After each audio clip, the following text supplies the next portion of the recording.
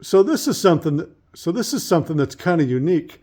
Something that would go on your keychain. It's made of metal, and inside are some precision bits.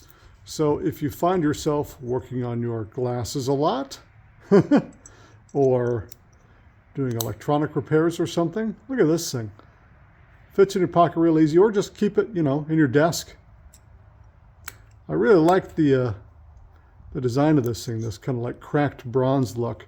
So 4 double-sided bits, so some Phillips heads, some Torx bits, a flat head right there, and also a couple square bits.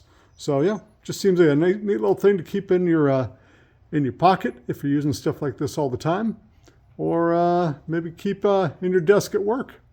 Yeah, really nice little kit.